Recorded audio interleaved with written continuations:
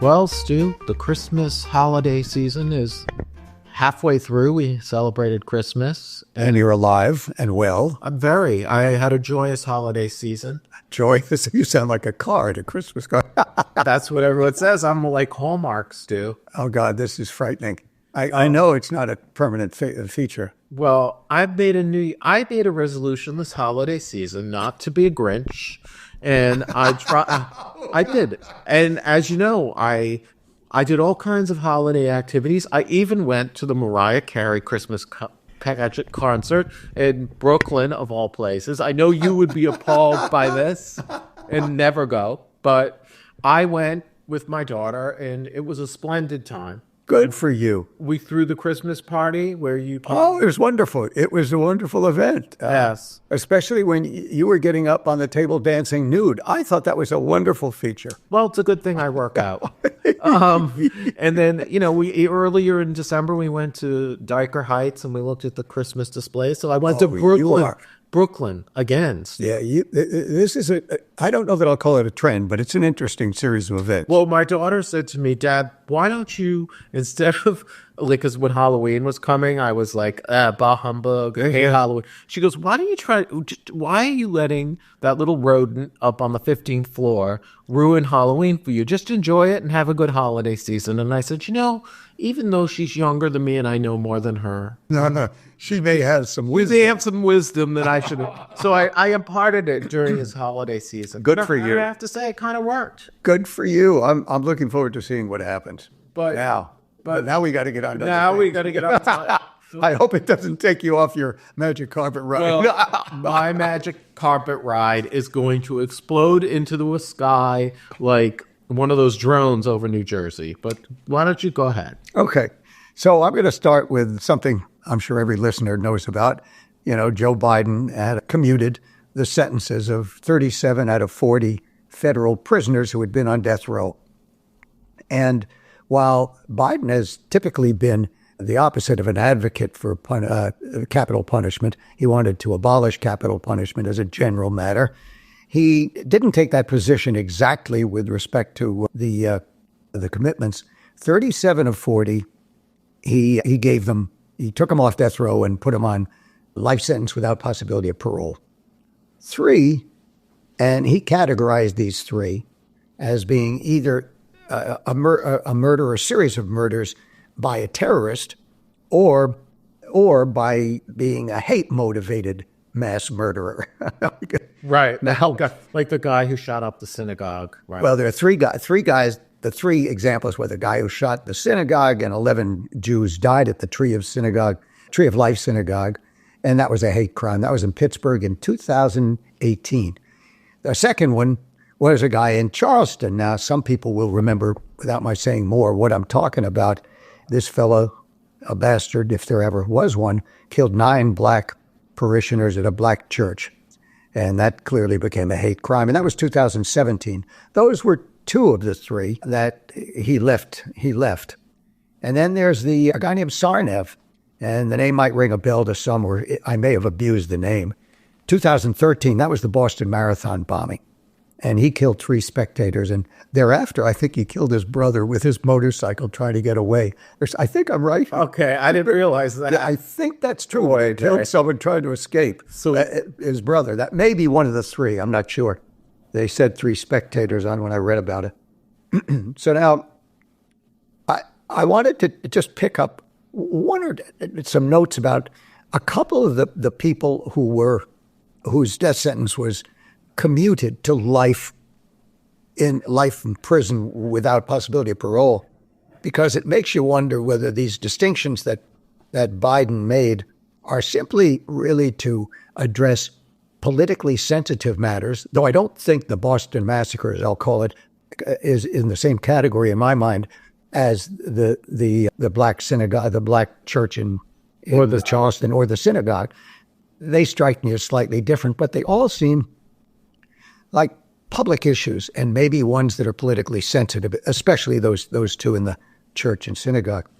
But I want to just bring up 2 others that strike me as grievous from my perspective, and why I can't imagine letting these guys off the hook. One of them His name was Ronald Mikos or Mikos. His not pen name, but his, what do you call it, an alias? His Scarface.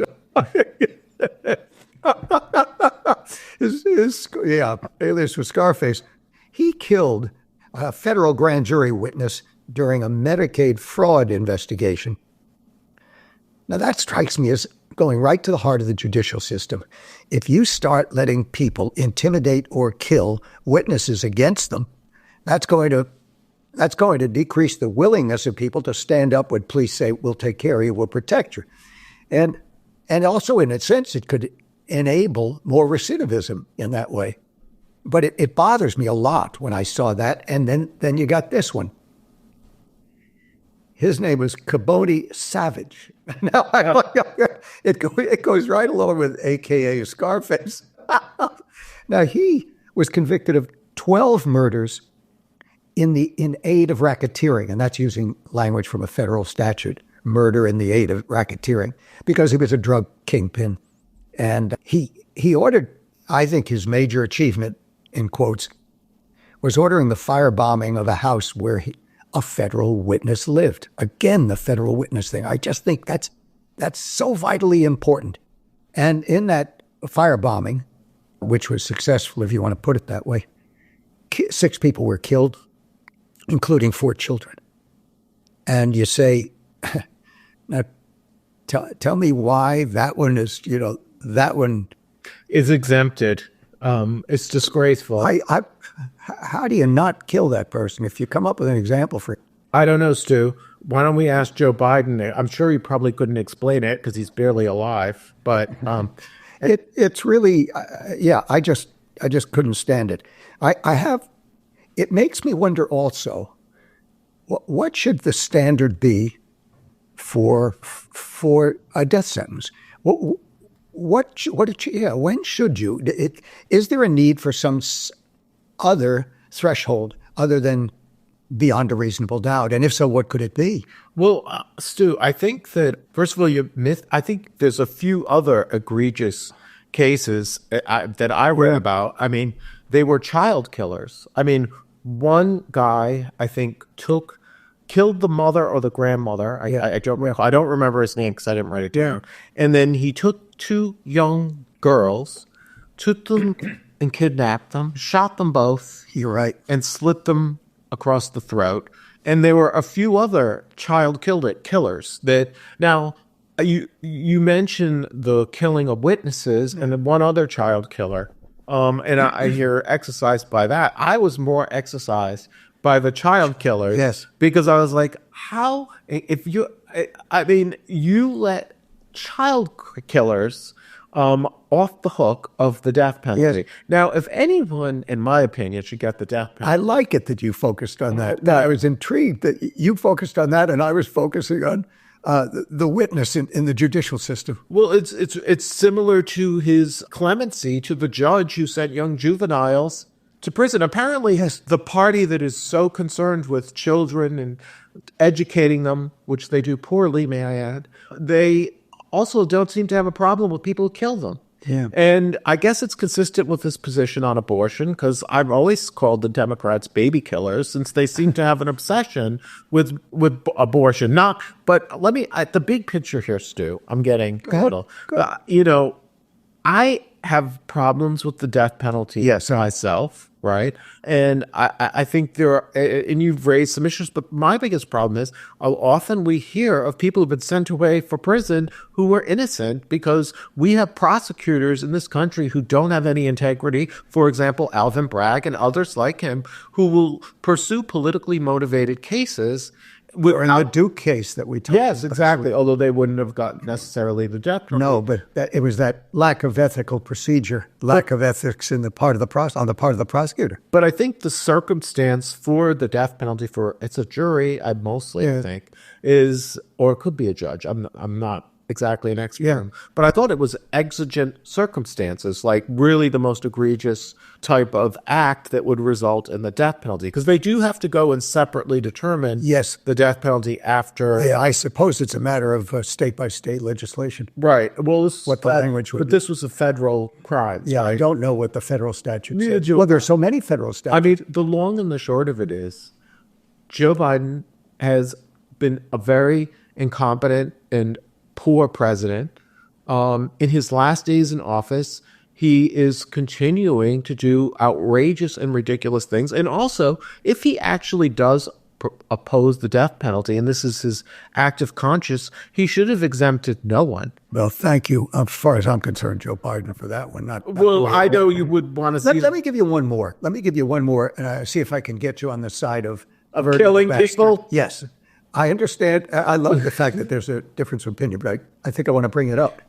It's, you know who I'm going to talk about. It's Sebastian Zapeta. Now, as Sebastian... That's a news story, right? It's a news story, but boy, it makes me want to say, kill the bastard. Okay, Sebastian, for those who don't recognize the name, and I never would have, but he is the man, and I'm sure you'll know now, he's the man who was sitting in Coney Island on the F train. Some of you will know what that's all about. And sitting there, sees a lady on a train. There's an open door. They must have just opened it for exodus, or no, for entrance, because it was sitting at the end of the line. He goes on the car, and this is on video. We're not talking about something that's really so hypothetical. He goes on the car. I don't know what state the woman was in. It's quite possible from the little bit they know from investigating her body, as you'll now know. She might have been a homeless, or not sure what her condition was when he approached her. He brings out a lighter. She was sleeping. She was sleeping? Okay. Right. Yeah, well, I was thinking sleeping or drunk or who knows. Yeah, I didn't really Homeless. guess. She could have been. I didn't get that from the story, but maybe that was the case. You know, I doubt she was really vibrant and showing a lot of energy. Clearly not, right? Okay. So he brings out a lighter and he lights her on fire. And burns her to death. And then with something, the police called it a shirt or something. He fanned the flames. Did you also mention that Sebastian, Seb, we'll call him Sebby, Yes. He was the country. Yeah, he was. These are set out in 2008. These are the people that Gavin Newsom, J.B. Fatso Pritzker, and all these other liberals want to provide sanctuary to. Do you think when Tom Homan comes to collect all these criminals that they're going to fight him to keep people like Sebastian in the country? You know what? I hope Gavin Newsom and all the rest of them get burned to death in the same way this poor woman did. No, okay. I mean, they're not Joan of Arc, trust me. They deserve to burn in the fires of hell for subjecting us to people like this. Well, I'm glad you've made this modest move in the direction of capital punishment. It's a modest start. It's a modest start. But he did. He was deported and came back. I know. And where was he staying? Oh, by the way, a place called Daytop Village. And that's a place that provides housing. And I think it's in conjunction with someone who needs substance abuse assistance. Well, it's good to know that our tax dollars exactly are helping people who don't belong here in the first place so they can come here and burn some poor woman to death. Right, and they're looking for housing. You know, that's kind of free housing. I mean, so I'm glad you made that move, at least throwing me a small bone in the favor of capital punishment. But I wanted to add Sebastian or Sabby. As someone who should get the death penalty. Absolutely. I wouldn't have a goddamn problem in shooting him myself. No problem. Oh, I would. In fact, if you need someone to do this thing in the right circumstances, I'm willing to be that guy. You know what? I think we've had a reversal of roles here today, Stu. You're wild. This gets me. This stuff certainly. I know it does. I mean, it is outrageous, and there's so many layers of disgrace with this whole thing. But may we say this? I would like to say, you know, at least Biden, we have a couple of more weeks of his stupidity, incompetence, and lack of qualification to be president of the United States. But, you know, I'm not going to miss him, and I'm certainly not going to miss his wife, Dr. Jill Biden. Who is he going to pardon himself from potential crimes committed during his tenure? I don't know. I mean, I don't think he committed any crimes, frankly. I don't know that, and I don't even suspect it. But he was involved with his son while his son was doing so much over in Europe. Let's wait and see if he does a lot that. Depends on whether Trump's going to pursue that stuff. Right. If he does do that, it would suggest to me that clearly maybe Trump and his allies weren't so far off base in claiming that they were corrupt. Yeah. Because you would need to do it if the cases were, mute. But so if he does it, if he commutes or what? Basically pardons himself. Pardons himself with respect to this period of time for existing or however, anything that could have possibly been called a crime. If he does such a thing, would you then have more suspicion that he got involved in the European matters or other things with his son? Absolutely. Yeah, sure. Absolutely. And I would also say presidents who commit crimes like he has, if he did, I think they should get the death penalty. Oh, you really are. Oh, you've gone over the hill, and you're not drinking either. Not yet. But this all gets to the next part of our little discussion, Stu, is, we're getting rid of the bad rubbish, but what do we have that's coming our way? I hear all this talk about, how people are, at least on Fox News, where they're all so hopeful and he's going to save us from all our problems and this is a mandate and blah, blah, blah, blah, blah. And, let's cut to the chase. He didn't even win 50% of the vote. He did win the popular vote, but he won by a very slim majority, one of the slimmest majorities in history, frankly. In the Senate, he has they did fairly well and they accumulated seats, but in the House, their majority is razor thin, one of the smallest in history. And stupidly enough, he picks 3 House members to be part of his cabinet, I think, at least 3. And this depletes his reserves in the House even further. And they already had problems passing legislation with their slim majority that they have now. So this is not someone who's pragmatic or smart. Second of all, we all saw the first legislative debacle that occurred, which was they were voting for a continuing resolution to fund the government and prevent a government shutdown. Elon Musk didn't like it for whatever reason. Trump didn't like it because he wanted them to raise the debt ceiling now rather than during his time, so Biden would be held responsible, which seems kind of petty to me because you don't need to put any more egg on Biden's face. There's already enough. And he torpedoed the whole thing.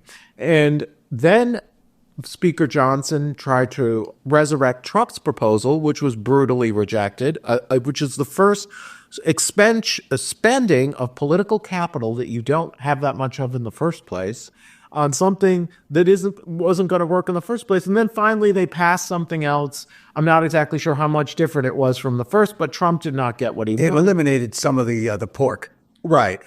So at the end of the day, it was a stupid fiasco and a mess, and it doesn't look like, if your goal is to get legislation to deal with immigration, with the tax cuts, and all the rest of it, correct, all of it, and the foreign policy disasters that Biden has left behind, I say a president comes in with the honeymoon, comes in with political capital, but this guy has already expended it in a stupid way, and not only with respect to the spending debacle. Look who the nominees. That's a real problem. Let me throw in one thing on that the people. He is bringing in people who have heavy conflicts. There are a whole number of them already. So when you talk about the cleanliness, well, not only Elon Musk, but there are others. One's being given the going over to Switzerland, and another one's going to another position. These people have conflicts. They were big-time businessmen, some of them. And don't you think there's an inherent problem there when they start dealing with matters that are within their own purview? Of course. Well, of course, but as if he cares about that, because his whole existence is a conflict. And on Monday of this week, I believe, they released the ethics report on Matt Gaetz, who did already withdraw his nomination, but there was discussions of him being a senator or the governor of Florida. Well, now we've learned he spent $90,000 on hookers, that he may have committed statutory rape because he had sex with a 17-year-old, and he was taking all kinds of drugs. And this is who you would have picked. Department of Justice? Yeah. And I mean, you gotta be kidding. The ethics report basically said he violated multiple state laws. Now, he has not been prosecuted for any of this, and the Justice Department did not prosecute him for sex trafficking, but this is who you pick? You waste your time on a buffoon, like a disgrace like this, who was hated by all his colleagues, and like not as bad as Matt Gaetz, and he's out of the picture, but it was also a waste of time and a distraction, is this Pete Hegseth. He was a Fox News commentator, tatted up, spewing all this Christian coalition stuff. We had been talking about him before, and, you know, he has a history of drinking and womanizing, and which would compromise you in a national security position. Yeah. And he claims that, you know, he never had a drinking problem, but, you know, a lot of people claim they don't have drinking problems, but they really do. Look at Ted Kennedy. God damn his soul. And, you know, but he's still in the running. And then I'm not going to go through all the kooks, but we've talked about RFK Jr. and his bizarre anti-vax positions, his diary with all the women, the 30 women he slept with, and he rated them as well. And all didn't he leave something in the park? Wasn't that the bear carcass that he found on the highway that he was going to take home and carve, and decided to? I mean, he's insane. He's insane. So, and that's why his family, I mean, they knew all this, and they were uncomfortable with it all for a long time. And I have no question that they felt this was going to bring infamy upon the family, and it will. It will, but they deserve it anyway, because the Kennedys are scum. I'm not going there. I am. Nazi sympathizer. The dad. Yeah, but the apple doesn't fall too far from the tree. And the Kennedy family and Camelot are a myth. I can't stand them, and I've never liked them. Well, thank you very much. I'm real concerned that you've left the pedestal, that you had such a momentum coming. We might here. Come back to it. But let me just finish with one last kooky Trump thing. He, over the weekend, was now demanding that we get the Panama Canal back.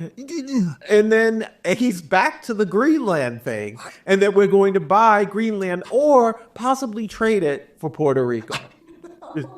Did he say yes? That's what I heard. And can I ask you a question?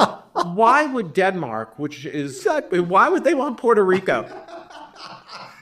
I mean, and why would they want to give up Greenland? What do you mean? What an insult. It's just horrific. And what makes him think that Puerto Rico's so easily tradable? Yeah. I mean, what is he? It's like dealing with trades in baseball currently. This is someone who doesn't understand. He did win the election convincingly, but it wasn't a landslide. It wasn't a mandate. It was merely a repudiation of Biden and the disastrous policies. And this is a guy who could if he had wanted to and had half a brain, he could have achieved some of his objectives. But with this kind of behavior before he's even been inaugurated, I have some problems with it. I don't know. I mean, so 2025 seems to me right now a shit show. But on that note, Stu. Oh, on a very happy note, I'm saying goodbye, I suspect. On a good day or whatever. Is that it? No. Oh, we're not. You're not. Didn't you have something else you wanted to? Oh, do I have one? Well, no. I can tell. Wait a minute. I can tell a short. You want something upbeat and funny? Well, I was going to do my positive story for the year. Oh, go ahead. No. Don't put it that way. You do your positive story. The only positive story. No, I've done some others. Well, this is just a follow-up from I think it was episode 18 where we discussed this guy, Mickey Barretto, who was living at the New Yorker hotel. Fascinating story. Tried to scam ownership of the hotel and like multiple times, wasn't paying rent. Paid only $200. Right. Only $200. And he's not per month for those of you who are listening. Right. $200. And it was over a long period of time. And he was ultimately, brought up on fraud charges. And he's now sitting in a mental detention for a psychiatric evaluation. Well, one of the things they left out of this story was that Mickey had a son by the name of Paul. And Paul was like 15, came to New York in 2019, escaping an abusive mother who was addicted to crack, was clearly a prostitute of some sort or having sex with men at all times. And so he left to come live with the dad, and he shared a room with the dad on the $200 and finally got himself back into school. and was going to some high school on the Upper East Side. And the room was 125 square feet, but Paul slept on the bed, the young boy, the queen-size bed in the room, and the father slept on the floor with his boyfriend, which I didn't even know. I didn't know any of this stuff, okay? And Paul started, going back to school and getting a regular education. And then as time went on, Mikey started to unravel as he was involved in this whole crazy take over the New Yorker hotel thing. And his mental illness, became worse. And then finally, Paul, I think he went back to California to escape the father. The mother was equally abusive, and he missed a year of school, and I think it was... Didn't a woman come into this, a mother of a friend? Am I wrong? I'll get to that. Okay. Yeah. It wasn't the... So he comes back in 2021, and he's with the father again, and the father's even more unraveled and crazy, and once he's in the room, the father sleeps at the door, so the kid can't escape. The kid finally does escape, and he does go to a friend, ultimately ends up in the home of a friend, and the mother, Jennifer Ryan, a single mother, who doesn't have all the riches of the left-wing elites who would never do something like this, trust me, and she takes him in and ultimately is able to become his foster parent. And she also is now planning to adopt him because Mickey is still fighting to get from the mental institution. And the mother, and Mickey was also abusive and hit the kid and all this stuff. And the mother has called to apologize to the kid because she's been a bad mother. But if you ask me, she should burn in hell also. So ultimately now... that woman who took the kid in and is now the foster parent, soon to be adoptive parent. Right. She deserves all the credit in the world for being such a good person. Absolutely.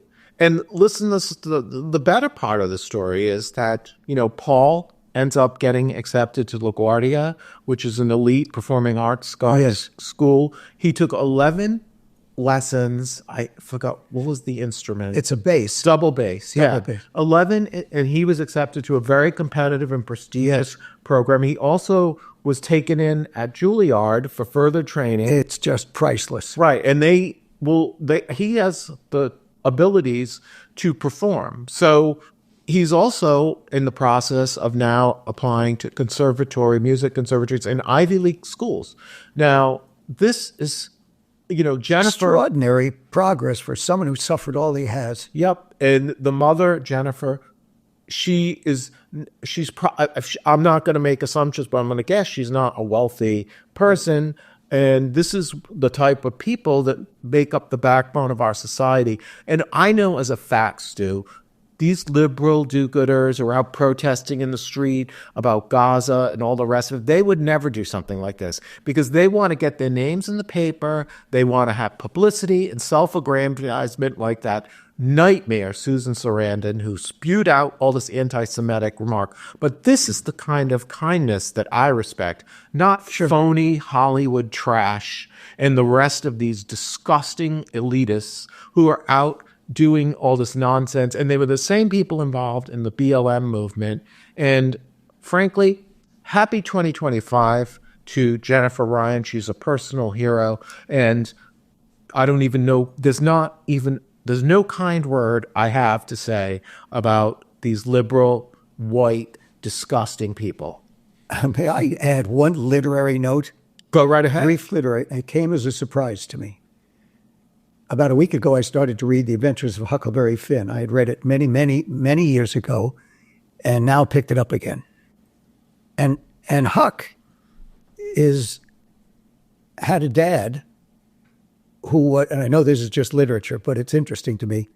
Huck had a dad who was an alcoholic, and that kid's father was as well, that we just talked about, Paul's father.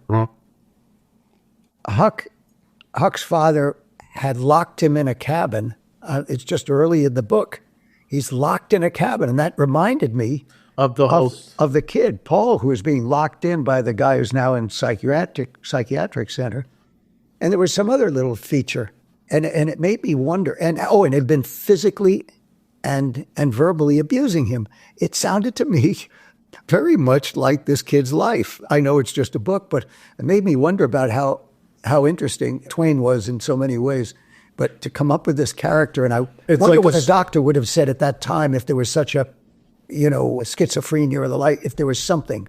I mean, it's kind of, I guess what we're discussing, it's a tale that's happened over and over again. Yes. And in this case, a kind and generous person stepped in and some made personal sacrifices.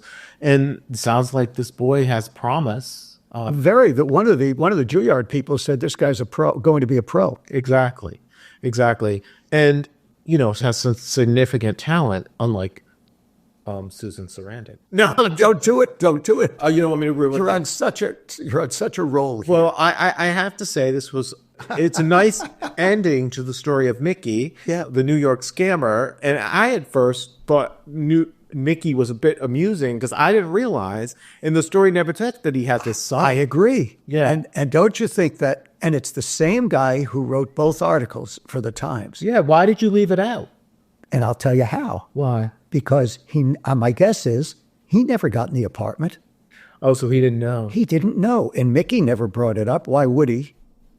Right, exactly. I'm just guessing that happened. And so that writer, that reporter has to be thankful in a way that he got the story about the son. Because if it came from someone else, I think people might say, well, what were you You were there. Yeah, what were you doing? That struck me this morning. Interesting. Well, it's, I guess, a nice way to end our podcast for 2024. And we're going to have a lot to talk about in 2024. Yeah, we're sorry. You're going to have to listen to more if you're on the line. Well, I'm not sorry at all. And if you had any brains, you'd listen to me and follow me like disciples. I want to be the Reverend Jim Jones. I want you to drink my Kool-Aid, but mine will not have cyanide in it. It will just have vodka or something like that. That's it. I'm not a killer. Well, But if I was, I'd get commuted by Joe Biden. I'll leave modesty to David, and I'll say I wish you all a healthy 2025. That's very nice of you, Stu.